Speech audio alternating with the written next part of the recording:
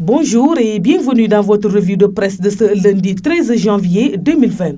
Les quotidiens parvenus ce lundi au groupe Média du Sud traitent de plusieurs sujets, dont le procès pour corruption visant l'ancien président sénégalais de la Fédération internationale d'athlétisme, Lamine Diack. Jour de vérité pour Lamine Diack, peut-on ainsi lire à ce sujet à la une de Walf Quotidien, selon lequel d'ici 10 jours, Lamine Diack sera fixé sur son sort à l'issue de son procès qui s'ouvre dans la capitale parisienne après 4 ans d'enquête sous l'égide du parquet national financier français à partir de 2015. Lamine Diack et ses co-prévenus, dont son fils Papa Massata Diack, sont soupçonnés de corruption passive et active dans l'affaire du contrôle antidopage des athlètes russes, écrit le journal. Selon Walf Quotidien, cette enquête aux ramifications internationales, d'après les médias français, a exploré tous les recoins d'un pacte de corruption présumé sur fond de dopage institutionnel en Russie. Lamine Diack, 86 ans, sous contrôle judiciaire depuis 2015, sera jugé en l'absence de ses co-inculpés, dont son fils Papa Massata Diack, poursuivi pour corruption, blanchiment et recel d'abus de confiance, indique l'Observateur.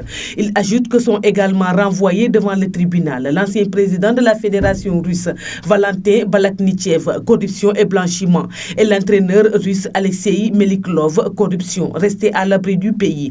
Lamine Diack est suspecté d'avoir été au cœur d'un vaste système de corruption visant à couvrir des cas de dopage d'athlètes russes en échange de pots de vin de plusieurs millions d'euros, selon le même journal qui évoque le début de la fin pour Lamine Diack et son fils Papa Massata. D'autres journaux, dont Le Soleil, parlent de la réforme du Conseil de sécurité de l'Organisation des Nations Unies sous l'angle de revendications africaines. Le continent africain réclamant deux sièges permanents au sein de cette instance. Les pays africains entendent renforcer leur synergie d'action pour disposer de 2 sièges permanents et de 2 sièges non permanents supplémentaires au sein du Conseil de sécurité des Nations Unies, écrit Le Soleil. Amadou Ba, ministre sénégalais des Affaires étrangères, l'a réitéré hier lors de la réunion des hauts fonctionnaires, ambassadeurs et représentants accrédités à Addis Abeba et à New York, en prélude à l'assemblée ministérielle du comité des chefs d'État et de gouvernement C10 prévue aujourd'hui à Dakar, écrit cette publication.